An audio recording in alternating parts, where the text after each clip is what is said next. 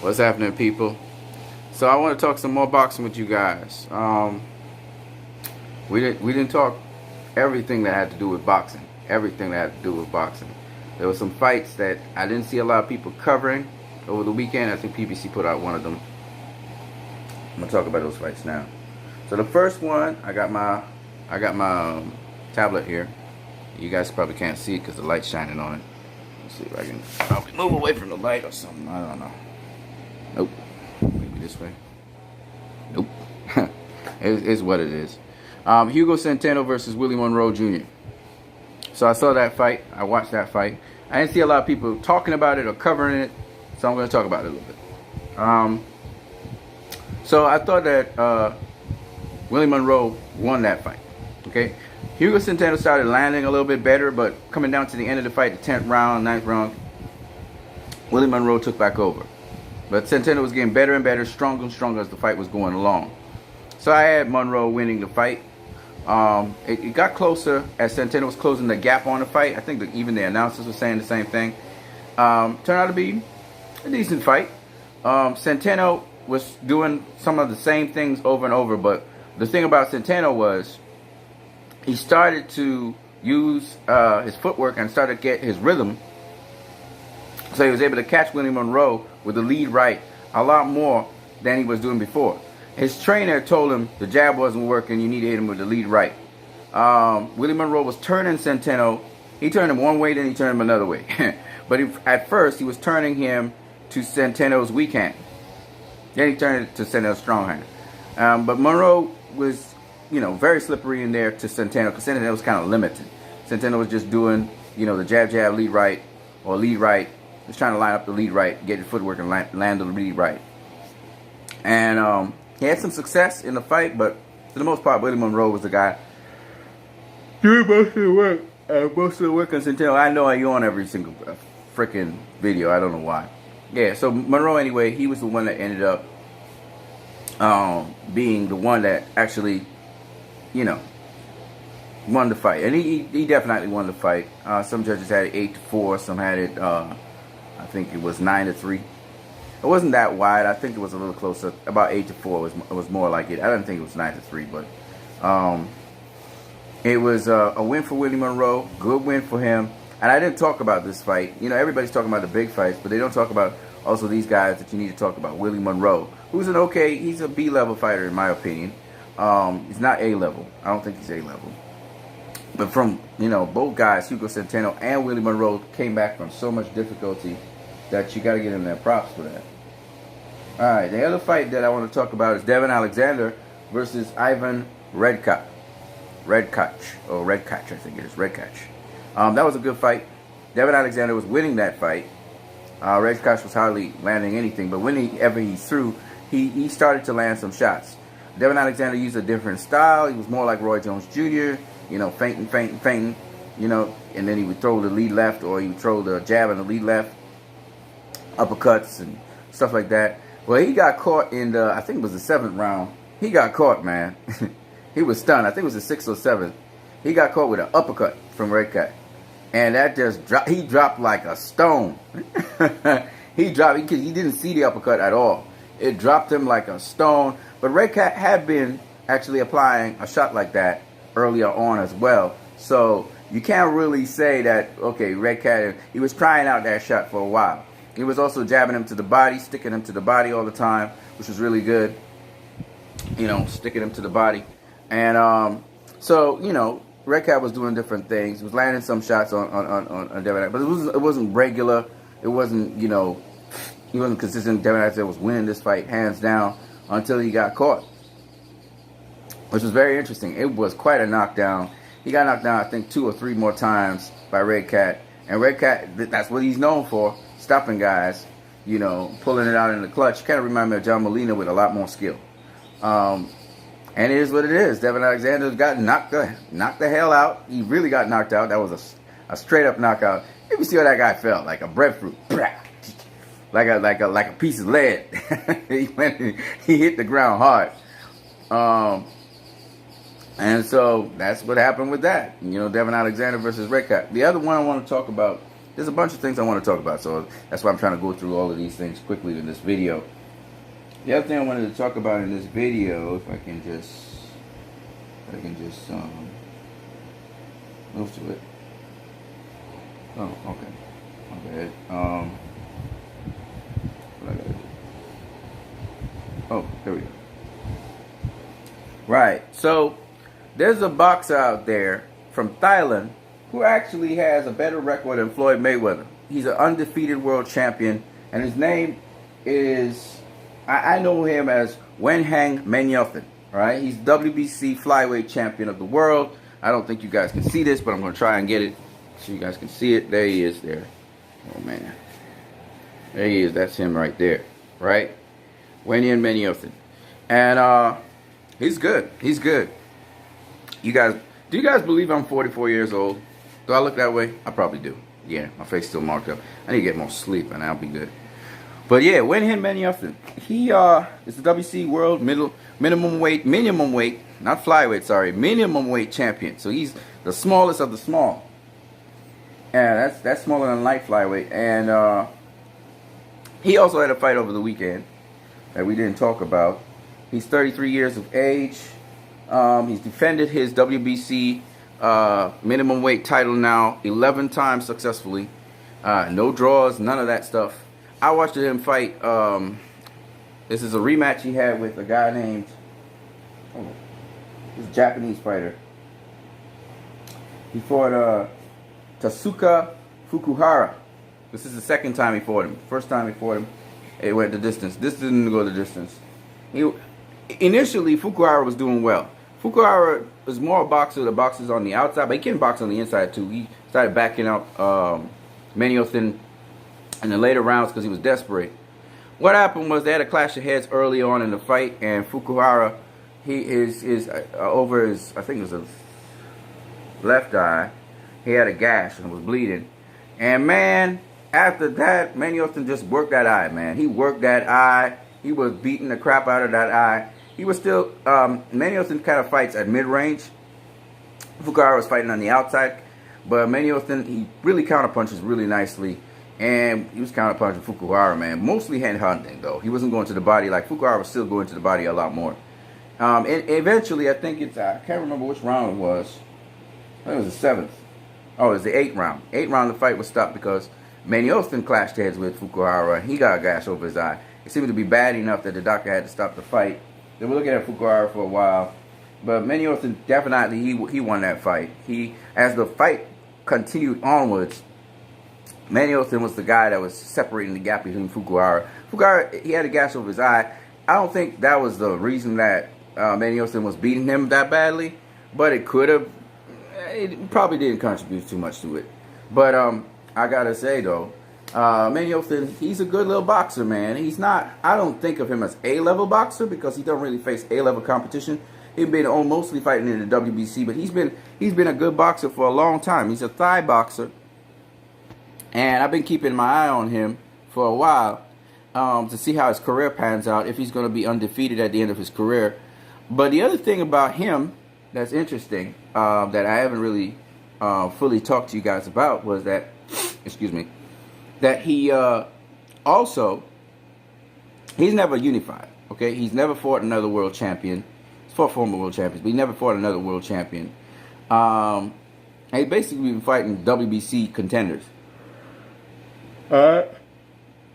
So it's not like he's fighting or challenging himself or moving up weight classes and stuff like that. And you can't really say, well, flyweight division is a small division. And he's fighting the best of the best of the best all the time. But one of the things I could say is he's very consistent at the championship level of fighting these guys. And he's fought 10 of them. And he's been able to defeat all of them. Now, the guy that he fought, which he got a technical decision win over, was a guy he fought before, and he did beat him comprehensively. So again, you know, it's kind of like recycled goods, but it's still interesting that you have a world champion like that at the championship level, at the top tier level, and he's doing pretty good. I mean, he's got 11 title defenses. He fought 12 championship fights. He's not on the level of a Floyd Mayweather, Rocky Marciano, those kinds of guys. So that their undefeated streaks, you know, means something a lot more. But the point is that I've been saying this all along. You always have people out there who are at least, you can find a guy with an undefeated record that's bigger than Floyd Mayweather or bigger than Rocky Marciano. You can find fighters who finish their careers with much larger undefeated streaks. But you always have to look at the level of competition. This is the key to everything in boxing. Is the level of competition you face. It's not how you look against your competition. It's the level of competition you face. That's why a lot of people, I'm going to talk about a lot of things, but Stephen A. Smith, first of all, he went in on my boy Andy Ruiz, call him the Michelin Man and all kinds of shit. And, you know, I'm talking about how Wilder versus Joshua fight not going to happen. And it's like, look, Ninja, first of all, Wilder versus Joshua could still happen. That's one. Joshua just won't be undefeated. And two, you're disrespectful to Andy Ruiz calling him the Michelin Man when he just beat Anthony Joshua. So if you mad that Anthony Joshua lost, that's your problem. But you sound like an asshole when you start calling Andy Ruiz the Michelin Man. I don't care what you say. This motherfucker could box. And if you was to go in the room with him and you signed some waiver and you said that shit to him, you know, and he was allowed to punch you, he'd knock your ass out with one punch. Okay? So stop with that shit. George Foreman was like the Michelin Man later on in his career. He was fatty. What the fuck you talking about? And then they want to call him Butterbean. What the fuck? Look, man, don't disrespect the fighters like that. Stephen A. Smith, you know enough about boxing not to disrespect people like that and call them names. You know, and for those clowns out there that calling Andy Ruiz those names, it means you don't have no munition because you know he's a fucking good boxer.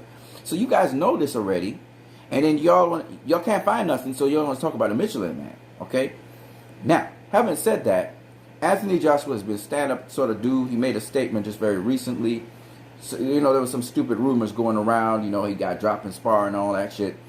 And he put all of that stuff to rest, and he and Eddie Hearn, because people trying to find excuses for why he lost. Anthony Joshua has no fucking excuses. He's a real champion. He's a true champion. He didn't have any excuses. He was like, Andy Ruiz was the better guy in the night, and he was done with that. Now, let me just be honest with you guys. I look back at the fight, and I saw that Anthony Joshua was beating the shit out of Andy Ruiz. I didn't realize that. He was fighting from distance. He was disciplined. The moment where he started to lose that fight was when he started trading with Andy Ruiz after he dropped his ass. He hit him with a lead right after that. Andy Ruiz counterpunched his ass. He pivoted and counterpunched his ass, and that's how he got it hit in the temple eventually. All right, Andy Ruiz dropped a 4-punch combination on him, and one of them was hitting him in the temple. You know, but if he had just boxed Andy Ruiz, he never really got recovered, he said. And he's a pretty much straightforward, honest guy. He's not going to make no excuses, clearly. So he took that head punch, and then Andy Ruiz had the upper hand from there on. And Andy Ruiz was able to get on the inside. He was able to get on the inside of the jab. But Joshua had a really nice jab. He was catching Andy Ruiz. Andy Ruiz was eating the jab and then coming in and landing his combinations. Kind of remind me of Floyd eat a jab, and he still follow through with his punch. But it was interesting. And, you know, I looked at that and I was like, wait a minute. Anthony Joshua gonna make this fight easy. He's gonna make this fight easy. I mean, now Andy Ruiz would probably have adapted, but that's why he dropped Andy Ruiz early in the fight. He dropped Andy Ruiz early in the fight because he was using it off his jab, off his stick. And he was catching Andy Ruiz. You know, he wasn't catching him all the time. He was catching him at moments which were very important. And that's how he caught him with an uppercut, and then he hit him with a, what was it? It was a right uppercut, left hook, I think. He caught him with boom, boom. And that's what put Andy Ruiz down. He put him down solid. Andy Ruiz, his head was clear, but, you know, he lost his feet for a minute. He dropped him. I mean, he really dropped him. Andy Ruiz got a hell of a chin, though. He got a hell of a chin. But, yeah, I mean, Andy Ruiz is a killer. I'm telling you that right now. He liked to bang. You can tell that. So, anyway, point is that I looked at that and I was like, oh. So when I hear Anthony Joshua say he want to do the rematch, I get it. I get what he's going to do. You know, he's going to keep him at bay as much as he can with the stick. Andy Ruiz does some things, though. He feints as if he's going to come on the inside, make you throw your stick, snap back from the stick, and then come in. And Anthony Joshua was coming with his lead right after the stick. And then the other thing that Andy Ruiz was doing was pretty interesting, was he was showing Anthony Joshua his right hand. What do I mean by show the right hand? I'm going to show you. Let's see if I can show you what I mean, because that's interesting stuff, too. All right. So if I show you the right hand, it just means I'll fake the right hand. I'm feinting it as if I'm coming with you. I'm orthodox, right? So I'm gonna throw a jab. I'm gonna fake the right hand. I'm gonna show you my right hand. But really, what I really want to do is I want to come with this. So I'm feinting, but really I want to do this. Oh, I want to hit you with a hook. Oh. See, I want to hit you with a hook, right? So I'm gonna feint you. Ha. Right? But I may also, this is orthodox. I may also do this. Cause I gotta show you what I want to do. See, I want to show you what I want to do. You know, I want you to feel. It's a fake. This is the key. For those people who telegraph your punches, you keep on telegraphing the right hand. You keep on telegraphing that. You're showing it all the time. You're like ha ha, right? You like to show that. What you can do is feint it.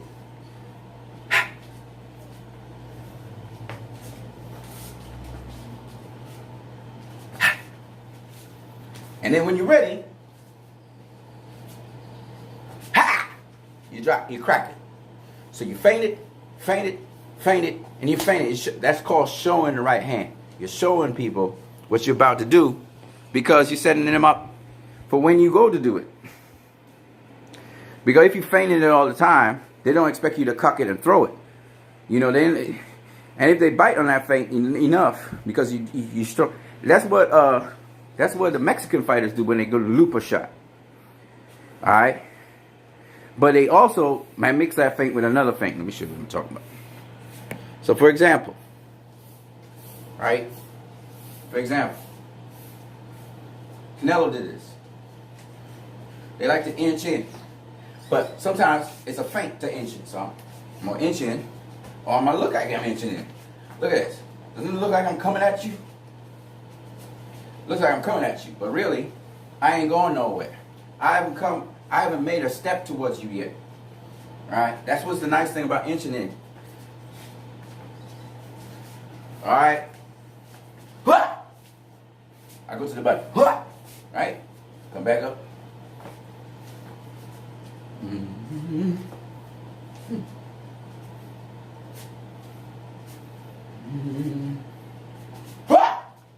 Right?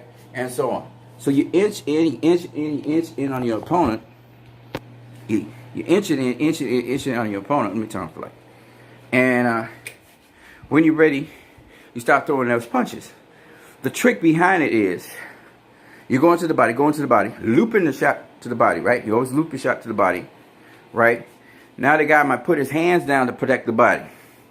All right? Andy Ruiz, he got Joshua to get his hands down. You know, Joshua was actually boxing in a style where his hands were down most of the time. He wasn't really coming with his hands up, which is interesting because he was boxing on the outside. He was actually boxing Andy Ruiz. He was not trying to. He changed up his game. He wasn't just a Walkington, right? And I think Anthony Joshua got the idea. I'm not supposed to mix it up with this dude. But then he eventually, and he put the blame on himself. He changed the game plan because his coach was telling him, stay behind the stick. And 1-2, that's all you're doing. Sharpshooting. Stay behind the stick and sharpshoot his ass. Right? What he should also do is combine with his 1-2 the check hook.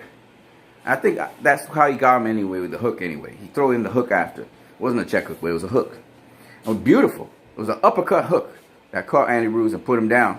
And Anthony Joshua went for the kill, forgetting that, hey, I'm the long guy. I'm the pot shotter here. I shouldn't be throwing a whole set of combinations. Andy Ruiz, he started throwing combinations on the inside. He's busy on the inside. He working head to body. He started throwing those combinations on the inside. He said, I'm piecing up Anthony Joshua. That's how Anthony Joshua got in trouble. All right, because it's not that Anthony Joshua don't have inside game, but against certain fighters, you ain't got the quickness or the speed to handle the inside game. It's like Floyd has the inside game, right? But mid-range game, Pacquiao will win him every time. If Floyd tried to engage Pacquiao in a mid-range game, he won't suffer unnecessary punishment. Why would he do something stupid like that? Right? Pacquiao had just greater combinational hand speed than Floyd does. Right? Puts his combinations together much better than Floyd does. Floyd still he whoop. Right? Pacquiao's like bah, bah, bah, bah, bah, bah, bah, bah, like a rapid succession. Why would I put myself in that position? So he stick him. When he get on the inside, He had to luck him up or he started working him on the inside, muscling him up, muscling him around on the inside. Because Pacquiao is a mid-range game, right? So, Keith Thurman don't really have a really solid inside game. He's clean, but he don't really have a solid inside. He more clinch you up, he'll work you on the inside, he get to the ropes, he put, you know, he'd throw that that shoulder and the uppercut like Andre Berto do and Floyd Mayweather, but he don't really throw anything else.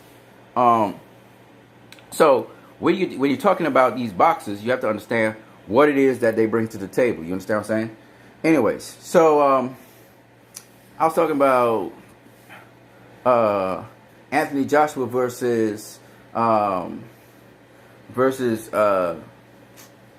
Andy Ruiz. You know how disrespectful Stephen A. Smith was towards that. And then on top of that, how Ellie Seckbach answered him. I really admire Ellie Seckbach for answering Stephen A. I like Stephen A. Smith. I like him. I'm not saying he don't know anything about boxing, because he was talking a lot of facts about Floyd Mayweather. When Pacquiao and Floyd Mayweather fight was supposed to happen, I disagree with him about Floyd Mayweather not being the best of all time. I truly believe Floyd is TBE. He's the best of all time until somebody else proves differently. And I think that's going to come very soon. It's not something that people think is going to be too far in the distant future. I think in about 5 to 10 years' time, somebody's going to surpass Floyd. All right? That's how boxing is. It evolves. And you got too many good fighters out here for that not to happen. And I'm not saying that the person will be undefeated like Floyd is. I'm not saying that either. I'm just saying, you know, that a lot of people hold on to certain things. You know, people say Michael Jordan's the best basketballer ever. No, he's not. He's not. Not anymore. And this is something that people got to understand. You know, Michael Jordan's dunk was great for his time. There are guys that dunk way better than him. Vince Carter, you know, was great for his time. There are guys that dunk way better than him. And the point behind it is, if something's not evolving, if something's not growing, if something's not changing, then what the heck? What the heck? We stuck in a time warp or something? So when people say Sugar Ray Robinson was the best boxer of all time, I'm like, no, he's not. Not anymore. People are angry with me when I say these things, you know, because it throws the status quo that's so archaic and stupid on its head, right? They talk about new media now, right? Everybody talks about new media now. But new media is going to become old media very soon, and we're going to have an evolution of media again.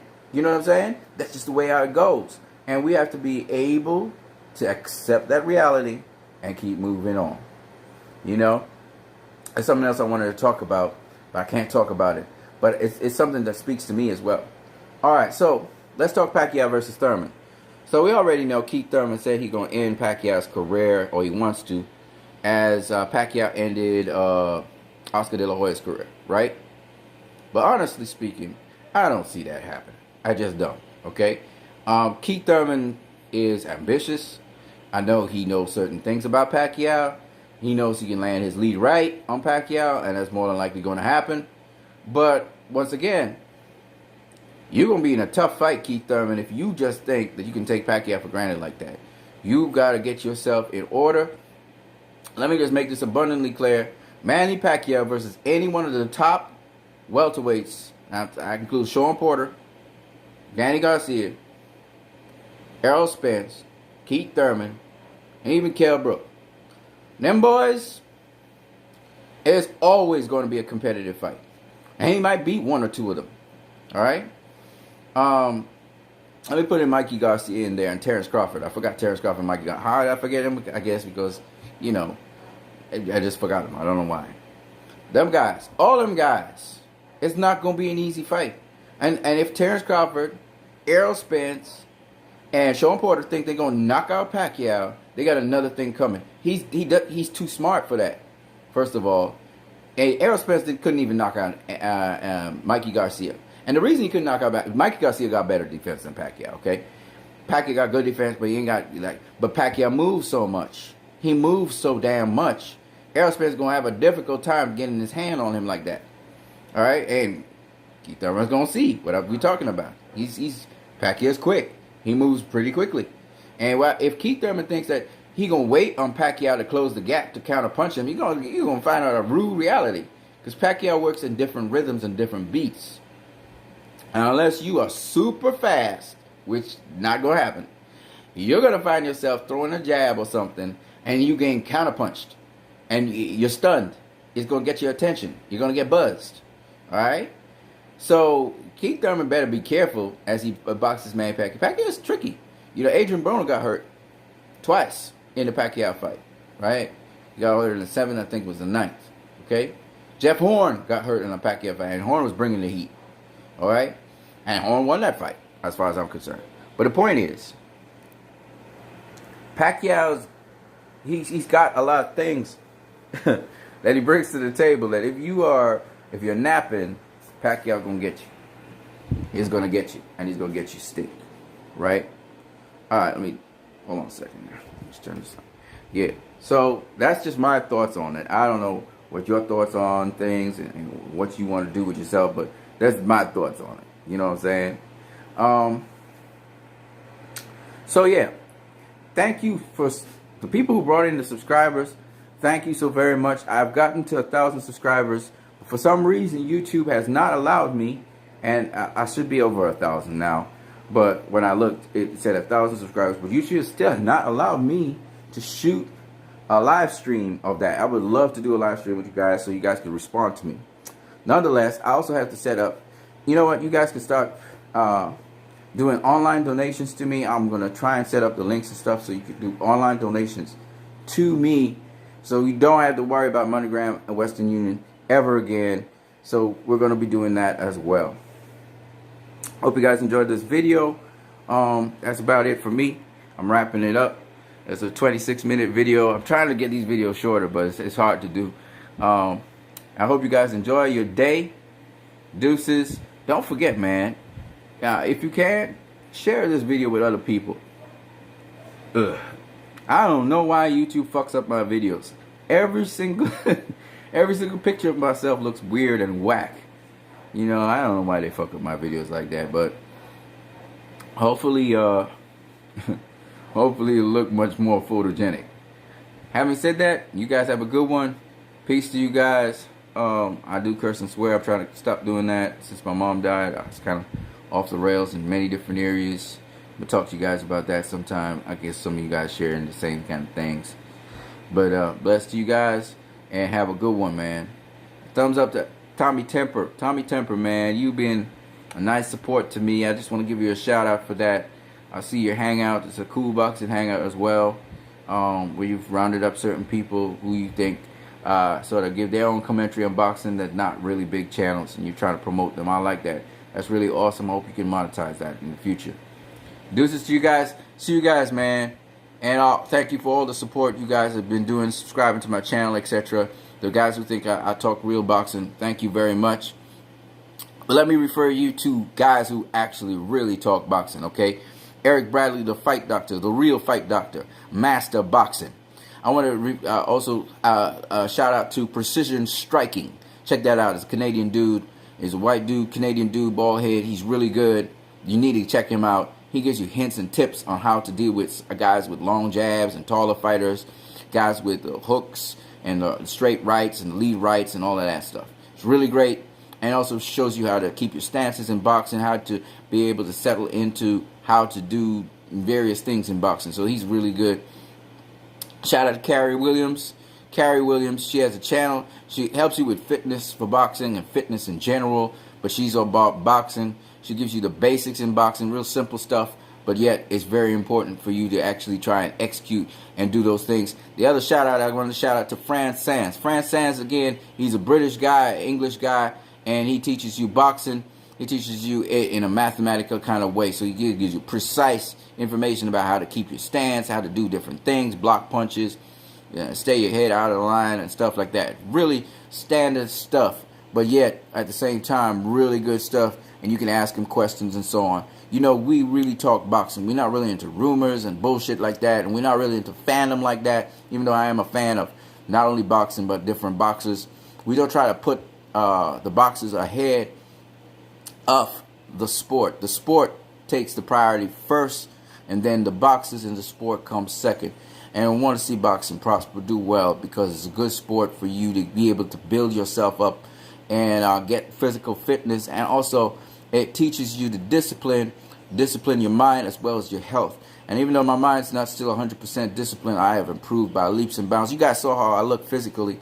And even this morning, I haven't done any abs. Oh, damn.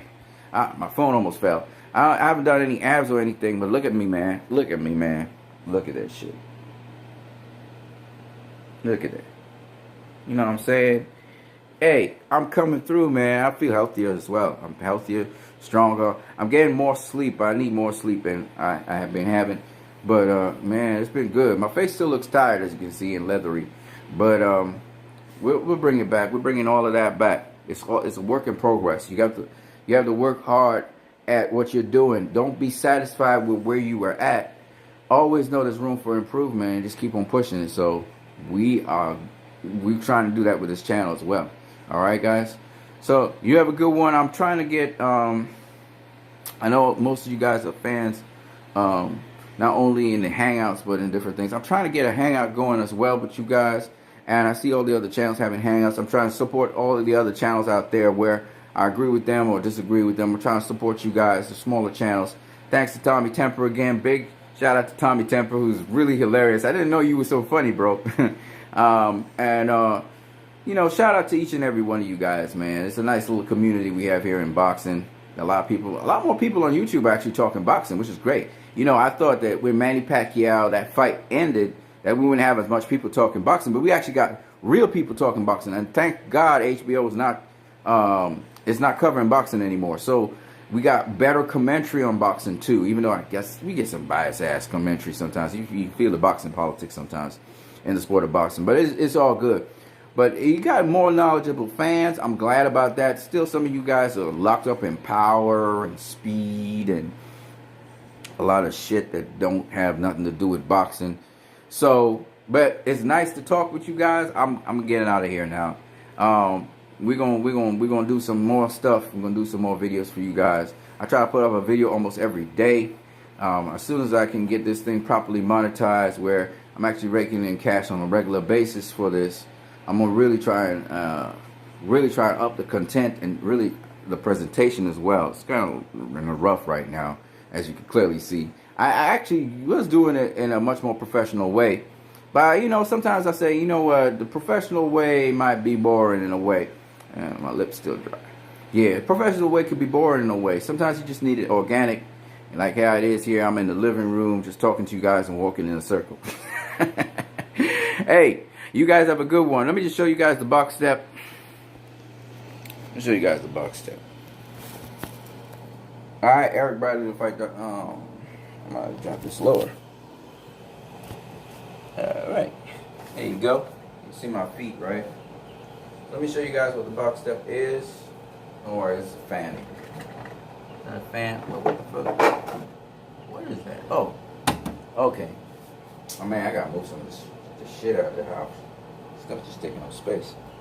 All right, so. Oh. Man, damn it.